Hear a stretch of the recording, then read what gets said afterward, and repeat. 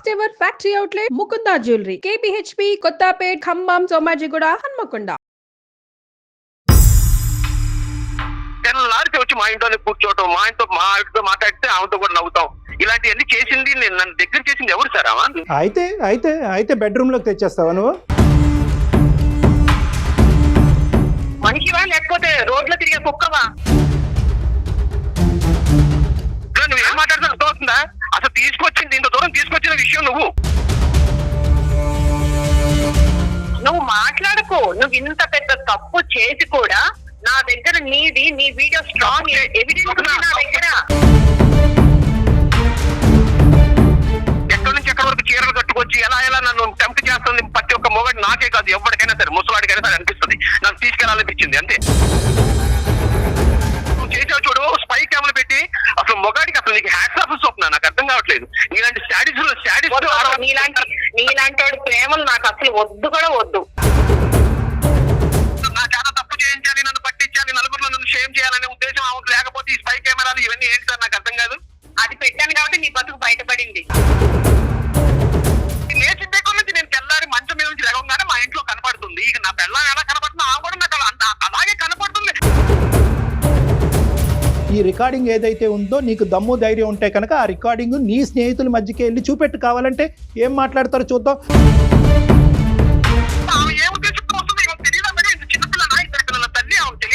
కాదు అలా వెళ్ళేది ఎవరో తెలుసా? అలా వెళ్ళేది కుక్కలు వెళ్తాయి, మనిషి అయితే వెళ్ళడు. మరలా చెబుతున్నాను, గుర్తుపెట్టుకో స్వప్న, నేను మాత్రం నీకు విడాకులు ఇచ్చే పరిస్థితి లేదు. నువ్వు నా బంగారం. నేనైతే నీ దగ్గర ఉండను, నువ్వు ఉండకపోయినా నేను ఉంటాను నీ దగ్గర అంతే. నాకు దెమ్మ తిరిగి మైండ్ బ్లాక్ అవుతుంది. నేను నీకు కౌన్సిలింగ్ చేయలేను. నీకు అర్థం కావట్లేదు సబ్జెక్ట్. ఇక్కడ నీ మొత్తం కుటుంబం అంతా కూడా చిన్నభిన్నం అయిపోతుంది. మేడం నేను చెప్తున్నాను మేడం, మీరు ఇప్పుడు ఏమో చెప్పేదాన్ని బట్టి ఎప్పుడైనా సరే మేడం, సమాజంలో మగవాడికి ఉన్న కంటే కూడా ఆడవాళ్ళకి ఎక్కువ అవకాశాలు ఉన్నాయి. వాళ్ళు చెప్పింది నమ్ముతారు. నాకు స్పై క్యాంప్ పెట్టి పెట్టింది మేడం. రేపు ఇంకొకటి అనుమానం ఇంకేదైనా చేస్తారు వీళ్ళు. మీరు నాకు అర్థం కాదు. ఆ పాయింట్ ఎందుకు మాట్లాడరు? నువ్వు మాట్లాడకు. నువ్వు ఇంత పెద్ద తప్పు చేసి కూడా నా దగ్గర నీ వీడియో స్ట్రాంగ్ ఎవిడెన్స్ ఉంది నా దగ్గర. స్ట్రాంగ్ ఎవిడెన్స్ ఉంది. తప్పు చేయడానికి స్ట్రాంగ్ ఎవిడెన్స్ ఉంది. అయినప్పటికీ కూడా నువ్వు ఇలా బుకాయించి ఎంత దబాయించి మాట్లాడుతున్నావంటే, తప్పు చేసింది నీకు తెలీదా? ఎక్కడి నుంచి ఎక్కడి వరకు చీరలు కట్టుకొచ్చి ఎలా నన్ను టెంప్ట్ చేస్తుంది ప్రతి ఒక్క మొగడు, నాకే కాదు ఎవరికైనా సరే, ముసలాడికైనా సరే అనిపిస్తుంది. నన్ను తీసుకెళ్లాలనిపించింది అంతే. అలాంటి ఆడవాళ్ళు దేశంలో చాలా మంది ఉన్నారు. అయితే నువ్వు అట్లా వెళ్ళిపోతావా? అట్లా వెళ్ళేది ఎవరో తెలుసా? పోనీ కాదు అలా వెళ్ళేది ఎవరో తెలుసా? అలా వెళ్ళేది కుక్కలు వెళ్తాయి, మనిషి అయితే వెళ్ళడు. సరే నువ్వు అట్లాగే వెళ్ళాడు అసలు. నేనైతే అంత దూరం తీసుకొచ్చింది. ఆమె కట్టు బొట్టు గురించి మాట్లాడుతున్నావు, ఆమె ఎప్పుడు కుటుంబంలో పెట్టుకొని నువ్వు మాట్లాడుతున్నావు. నువ్వు తెలీదా? నీకు వచ్చే చూస్తున్నావు కదా. నువ్వు చేసిన ఇంత పెద్ద తప్పును కూడా పక్కన పెట్టేసి ఆమె కట్టుబొట్టు గురించి ఆమెను ఇంట్లోకి రాణించావు, ఇదే మాట్లాడుతున్నావు. మన సంసారాల్లోకి వేరే ఆడవాళ్ళని తీసుకొచ్చి అపార్ట్మెంట్ లో బొచ్చే మంది ఉన్నారు. మరి ఏమైనా ఎందుకు తీసుకొచ్చి నాకు దగ్గర చేసావు? సార్ వింటున్నారా మీరు? ఇంకా నీ భార్య అనేటటువంటి ఆవిడ బాబు మీ భార్య అనేటటువంటి ఆవిడ ఎవరితోనో దగ్గరగా మాట్లాడితే నువ్వు హాల్లో కూర్చుంటే మీ భార్య లేనప్పుడు నువ్వు బెడ్రూమ్ లోకి తీసుకొస్తావు, అంతేనా?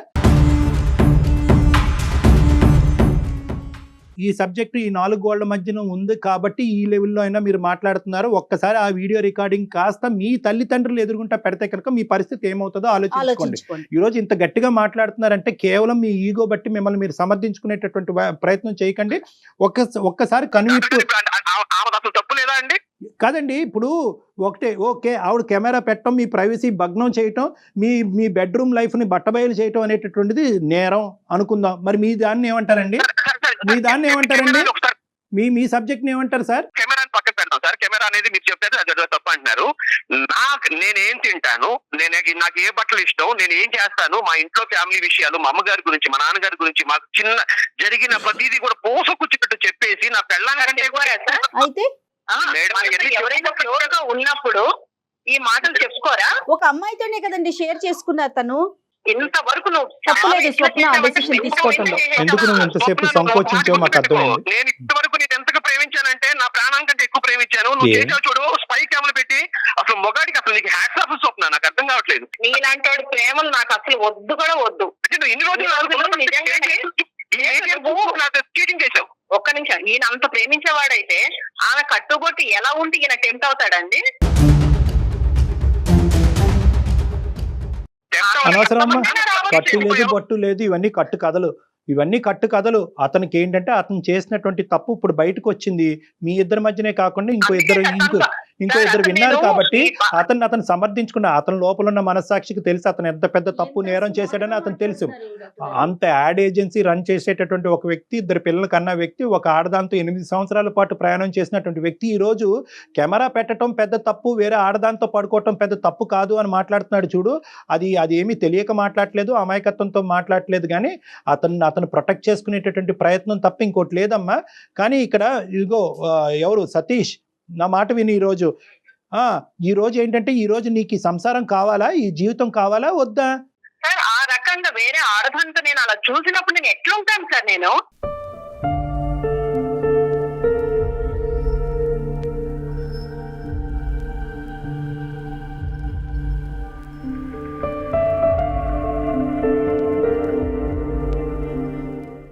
ఫస్ట్ నుంచి మీరు వింటూనే ఉన్నారు ఎలా బుకాయిస్తున్నాడో ప్రతి విషయంలో. ఆమెకి వెళ్ళొస్తాను బాయ్ మాలాంటి వాళ్ళు ఎవరైనా కొద్ది గడ్డి పెడితే కనుక కొద్దిగానే క్షమాగుణం అనేది వస్తుందేమో, ఇప్పటికైనా నీ కాళ్ళ మీద పడి అడుక్కుని ఆ ఇద్దరు పిల్లలకి ఒక మంచి కుటుంబాన్ని ఇస్తాడేమో అనే ఆశతోనే అలా చెప్తున్నానమ్మా. ఏ స్త్రీ కూడా ఇలాంటివి చూసిన తర్వాత క్షమించేటటువంటి అవకాశం లేదు. కానీ ఆ ఇద్దరు పిల్లల దృష్ట్యా అరే సార్ తప్పు అయిపోయింది, నన్ను క్షమించండి, ఏం చేయమంటారు అనేటటువంటి మాట ఇప్పటికైనా మాట్లాడతాడేమో నా ఆశతోనే మాట్లాడుతున్నాను అంతే. మీరు కూడా నాతో తప్పు అన్నారండి డాక్టర్ గారు.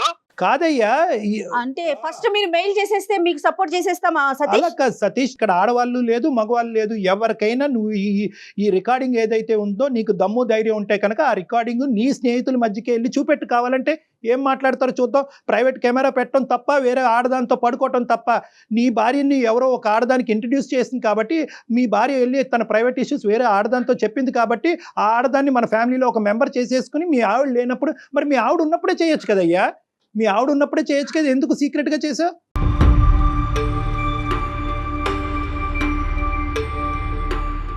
కాదయ్యా సతీష్, మీ ఇంటికి చాలా మంది నీ కొలీగ్స్, నీ ఫ్రెండ్స్, నీ స్నేహితులు మీ ఇంటికి చాలా మంది వచ్చి వదినమ్మ చాలా బాగా పెట్టావు, ఇది బాగుంది అది బాగుంది అని చెప్పుకుంటారు. మీ వైఫ్ అదే తప్పు చేయకూడదా? వాళ్ళతో చేస్తే ఒప్పుకుంటావు నువ్వు? పరిచయం సార్, అది పరిచయం. ఇది లేచిన దగ్గర నుంచి నేను తెల్లారి మంచం మీద నుంచి లేవగానే మా ఇంట్లో కనపడుతుంది. ఇక నా పిల్ల ఎలా కనపడుతుంది ఆ కూడా నాకు అలాగే కనపడుతుంది. మరి చెప్పవలసింది, ఇలా కనిపిస్తే కనుక నాకు లేనిపోని ఆలోచనలు వస్తున్నాయి, లేనిపోని టెంప్టేషన్లు వస్తున్నాయి, ఈ మనిషిని దూరం పెట్టు, లేదంటే నేను తప్పు చేస్తానని చెప్పుంటే కనుక ఆ మహాతల్లి అసలు ఊరే వెళ్ళి ఉండేది కాదు. నా చాలా తప్పు చేయించాలి, నన్ను పట్టించాలి, నలుగురిలో నన్ను షేమ్ చేయాలనే ఉద్దేశం ఆమెకు లేకపోతే ఈ స్పై కెమెరాలు ఇవన్నీ ఏంటి సార్ నాకు అర్థం కాదు. అది పెట్టాను కాబట్టి నీ బతుకు బయటపడింది.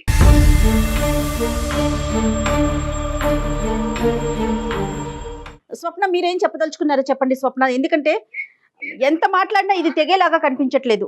అలా కాదండి, తప్పు చేసి కూడా తను తప్పు చేసింది మాత్రం కప్పిపుచ్చుకుంటున్నాడు.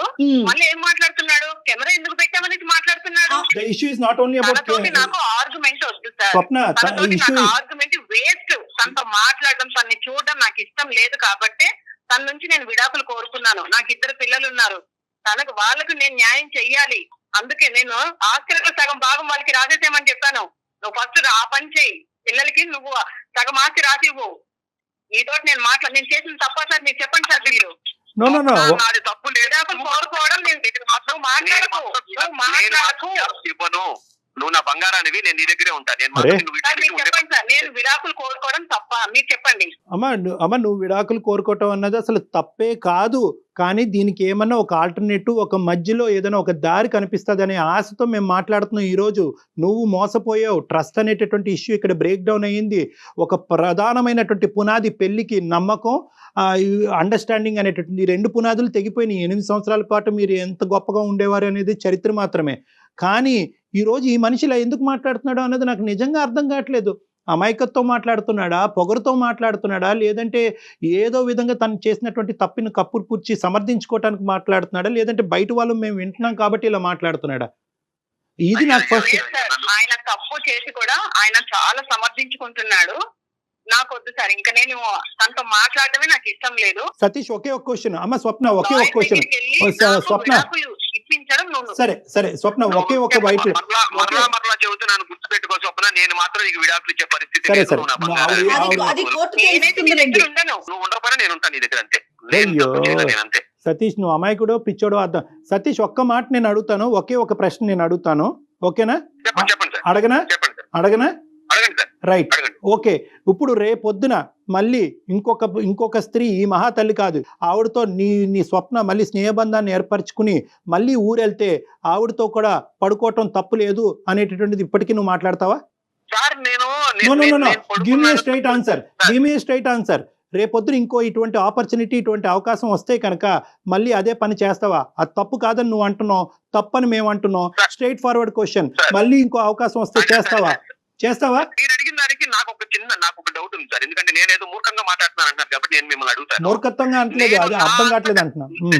ఒక విషయం సార్, ఇప్పుడు తెల్లారిన దగ్గర నుంచి తీసుకొచ్చి పక్కింటాలను తీసుకొచ్చి మన ఇంట్లో కూర్చోబెట్టేసి మన విషయాలన్నీ చెప్పేసి ఆమె, నేను తినే బాక్సులు కట్టించేది ఆమె, ఇవన్నీ తీసుకొచ్చి నన్ను ఇంత దూరం తీసుకొచ్చిన తర్వాత సార్ ఒకటే గుర్తుపెట్టుకోండి సార్, 4 గోడల మధ్యలో పిల్లి నుంచినా సరే పిల్లైనా సరే మనిషిని చంపేసింది సార్. మీ ఇద్దరు అన్నా చెల్లెళ్ళు అనుకుందయ్యా, మీ ఇద్దరు అన్నా చెల్లెళ్ళ ఉన్నారని అనుకుందయ్యా, భార్యాభర్తలా ఉంటారు. వేరే కోడలు ఎందుకు చూస్తారు పరాయి అమ్మాయిని? ఒక చెల్లి అనుకోవచ్చుగా, లేదా ఒక అక్క అనుకోవచ్చుగా. మీ ఆవిడ మిమ్మల్ని ఇద్దరిని పక్కన చూసి అబ్బా అన్నా చెల్లెళ్ళగా ఎంత బాగున్నారో అనుకుంది. ఆమె ఏ ఉద్దేశంతో వస్తుంది తెలియదా మేడం? ఇంత చిన్నపిల్లనా, 2 పిల్లల తల్లి, ఆమె తెలియదా? ఆమె ఏ ఉద్దేశంతో ఇంట్లోకి వస్తుంది? ఆ డ్రెస్సింగ్ వేసుకుని మా ఆయన ముందు వస్తే బాగోదు, నువ్వు ఎందుకు వస్తున్నావు అని చెప్పి ఇవన్నీ నిలదీయదా? వీళ్ళు మాత్రం ఏం చేయరు, మొక్కవాడు మాత్రమే తప్పు చేస్తాడు. ఏంటంటే ఇది నాకు అర్థం కాదు. ఇంకా మొక్కకి అంచేస్తారా? మాలే తప్పు, స్పైకాలు పెట్టింది లేదు, ఆమె ఏం చేసినా సరే తప్పు లేదు. ఆడవాళ్ళని తీసుకొచ్చి ఇంట్లో బెడ్రూమ్ లో మొత్తం తిప్పొచ్చు, ఆడ వండినే కూరలా పెట్టి తినిపించచ్చు, ఇదంతా ఓకే. కానీ నేను చేసింది మాత్రం తప్పు. తనతో మాట్లాడి తన కాల్ నేను లిఫ్ట్ చేసి మాట్లాడడం నేను తప్పు అయిపోయింది. నేను తనతో మాట్లాడను సార్. నువ్వు నాకు విడాకులు ఇవ్వడానికైతే నువ్వు రెడీ చేయి చెప్తున్నాను. నేను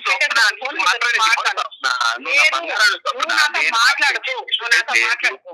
లేదు, నువ్వు రెండు సబ్జెక్ట్స్ ఒకే ప్లాట్ఫామ్ మీద తీసుకొచ్చి మాట్లాడట్లేదు. ఒక పక్కన మూర్ఖత్వంగా మాట్లాడుతున్నావు, ఇంకో పక్కన ఏమొచ్చి నువ్వు బంగారం నువ్వు లేకుండా నేను ఉండలేను అంటున్నావు. ఈ రెండు ఎలా అవుతాయి అయ్యా?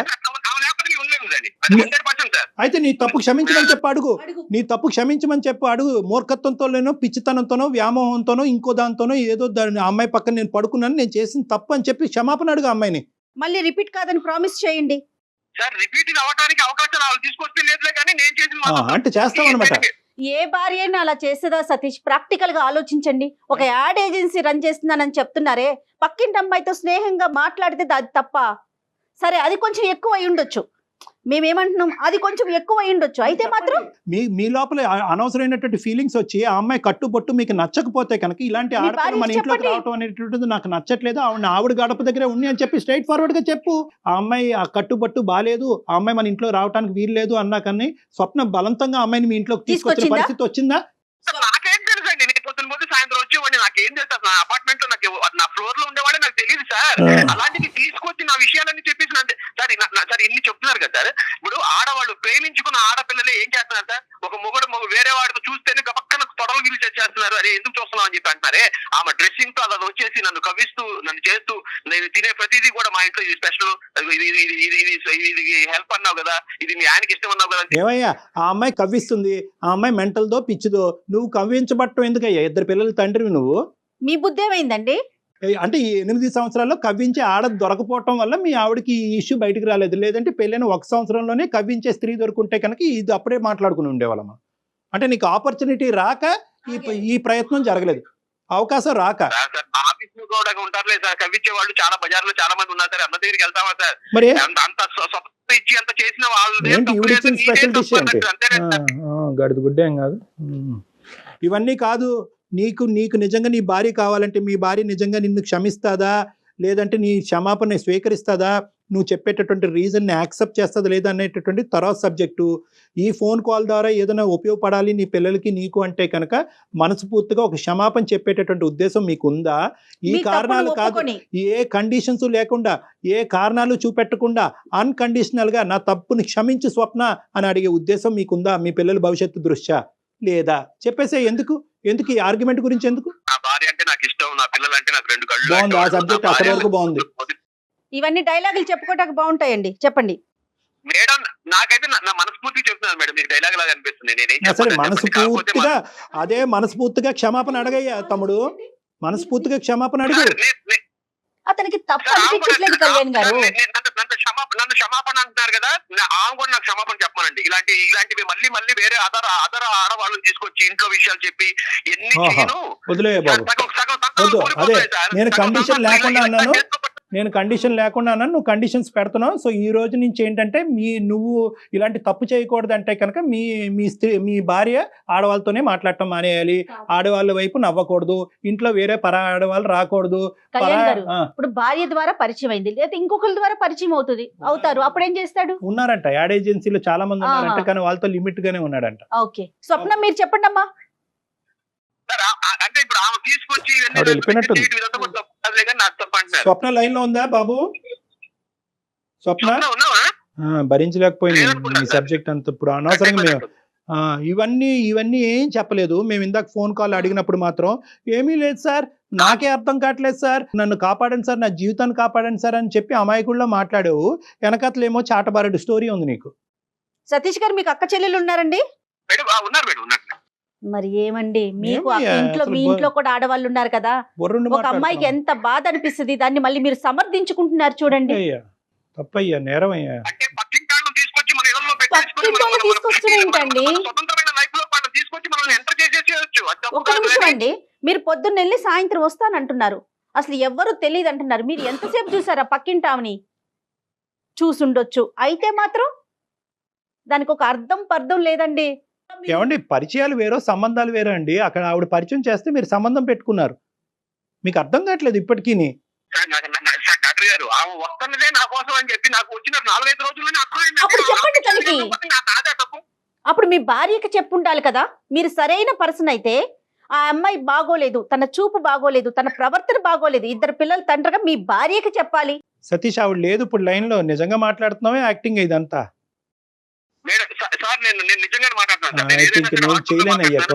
ఏంటి డాక్టర్ గారు, ఏం మాట్లాడదాం? నాకు దెమ్మ తిరిగి మైండ్ బ్లాక్ అవుతుంది, నేను నీకు కౌన్సిలింగ్ చేయలేను.